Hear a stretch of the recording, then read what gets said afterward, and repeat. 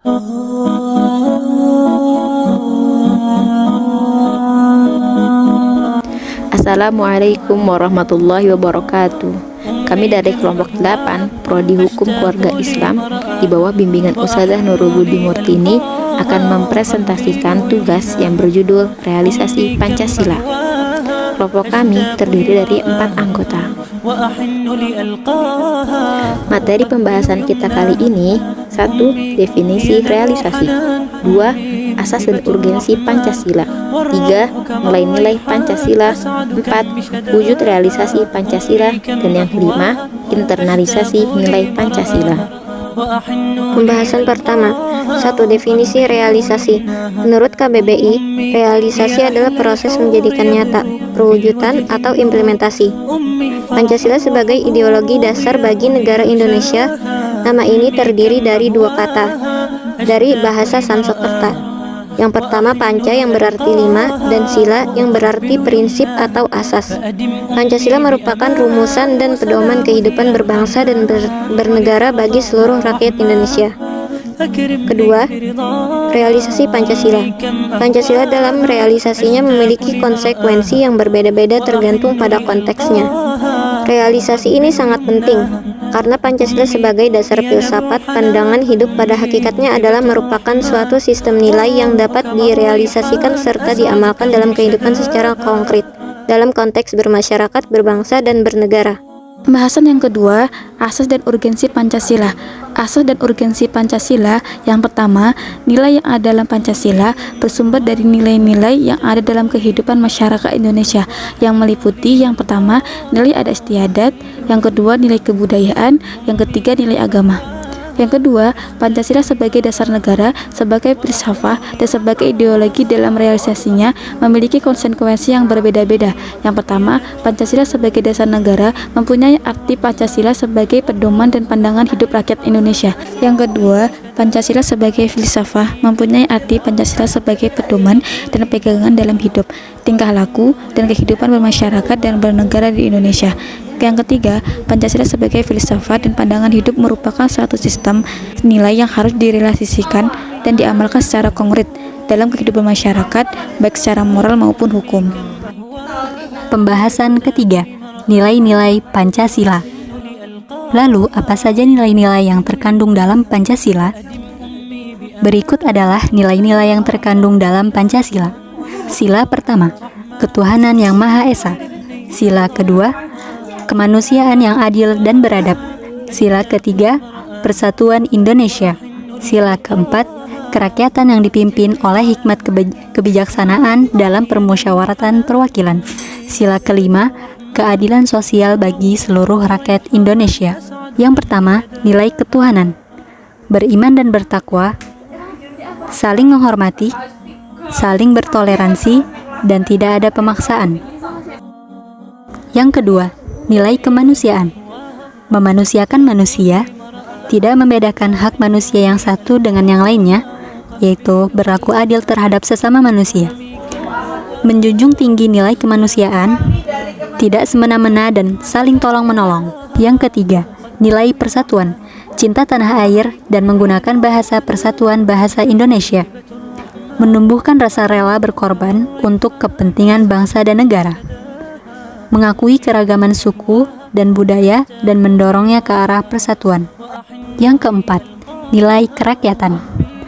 Mengakui kedaulatan negara ada di tangan rakyat. Mengutamakan musyawarah dalam mengambil keputusan. Tidak memaksakan kehendak orang lain. Yang kelima, nilai keadilan. Berlaku adil pada semua orang. Menjaga keseimbangan hak dan kewajiban diri sendiri. Mendukung kemajuan dan pembangunan bangsa. Pembahasan keempat, wujud realisasi. Perlu disadari oleh warga negara Indonesia bahwa dalam bermasyarakat, berbangsa, dan bernegara, setiap warga negara memiliki sifat kodrat manusia. Salah satunya, setiap manusia sebagai makhluk individu sekaligus sebagai makhluk sosial. Wujud realisasi. Wujud realisasi terbagi menjadi 2, objektif dan subjektif. Yang pertama, objektif, merupakan suatu realisasi Pancasila yang objektif, yaitu realisasi serta implementasi nilai-nilai Pancasila dalam segala aspek penyelenggaraan negara. Yang kedua, subjektif, merupakan pelaksanaan pada setiap pribadi perseorangan, setiap warga negara, setiap penguasa, dan setiap orang Indonesia. Artinya, subjektif ini tergantung kemampuan diri dari seseorang untuk merealisasikan nilai-nilai Pancasila di dalam dirinya. Pembahasan pertama, realisasi Pancasila yang objektif. Realisasi dalam aspek penyelenggaraan negara baik di bidang legislatif, eksekutif, maupun yudikatif, dan semua bidang kenegaraan, terutama realisasi dalam bentuk perundang-undangan negara Indonesia. Seluruh hidup kenegaraan dan tertib hukum di Indonesia diliputi oleh dasar filsafat negara, asas politik, dan tujuan negara. Di antaranya, 1. Adanya hukum perundang-undangan dan peradilan. 2. Adanya pemerintahan. 3. Adanya politik dalam negeri dan luar negeri. 4. Adanya keselamatan, keamanan, dan pertahanan. 5. Adanya pendidikan. Pembahasan yang kedua, realisasi Pancasila yang subjektif. Pelaksanaan Pancasila yang subjektif dapat mewujudkan suatu bentuk kehidupan di mana kesadaran wajib hukum telah terpadu menjadi kesadaran wajib moral. Pancasila secara subjektif dibentuk secara berangsur-angsur melalui proses pendidikan, baik pendidikan formal, non-formal maupun informal di lingkungan keluarga dan masyarakat. Pelaksanaan Pancasila secara subjektif itu akan lebih berhasil jika dilakukan secara sistematik dan konsisten dalam usaha untuk menanamkan dan menumbuhkan nilai-nilai Pancasila dalam diri seseorang. Yang kelima, internalisasi nilai Pancasila. Internalisasi nilai Pancasila atau penanaman nilai Pancasila dalam diri seseorang dapat dilakukan dengan beberapa tahap. Yang pertama, pengetahuan tentang nilai Pancasila dan penerapannya. Yang kedua, kesadaran. Yang ketiga, ketaatan. Yang keempat, kehendak sebagai pendorong melawan perbuatan. Yang kelima, strategi dan metode untuk menanamkan nilai-nilai Pancasila. Proses pembentukan kepribadian Pancasila. Yang pertama, pengetahuan yang lengkap dan jelas tentang Pancasila sehingga menjadi kesadaran. Yang kedua, melalui kesadaran maka akan muncul ketaatan, yaitu kesediaan untuk merealisasikan nilai Pancasila. Yang ketiga, kemampuan dan kebiasaan untuk mengaktualisasikan nilai Pancasila di kehidupan sehari-hari.